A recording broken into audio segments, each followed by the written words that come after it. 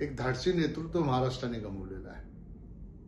खऱ्या अर्थाने दीनदुबळ्यांचा कैवारी, गोरगरिबांना सतत साथ देणारा नेता, महाराष्ट्राच्या विकासामध्ये प्रचंड योगदान देणारा नेता आज आपल्यामध्ये नाहीये.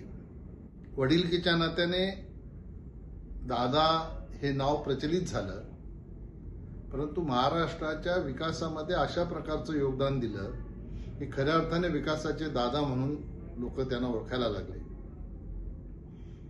अशा नेतृत्वाच्या जाण्यामुळे निश्चितपणाने महाराष्ट्राची हानी झालेली आहे. फक्त पवार कुटुंबावर दुःखाचा डोंगर कोसळलेला आहे असं नाही, तर समस्त महाराष्ट्रावर दुःखाचा डोंगर कोसळलेला आहे. समस्त महाराष्ट्राची अपरिमित न भरून येणारी अशी हानी आहे. निश्चितपणाने विकासाचं जे रथ महाराष्ट्रामध्ये सुरू होतं त्या रथाचं एक चाक निखळलेलं आहे. महाराष्ट्राच्या विकासाला खऱ्या अर्थाने गती देणारं एक नेतृत्व आज आपल्यामधून निघून गेलेलं आहे.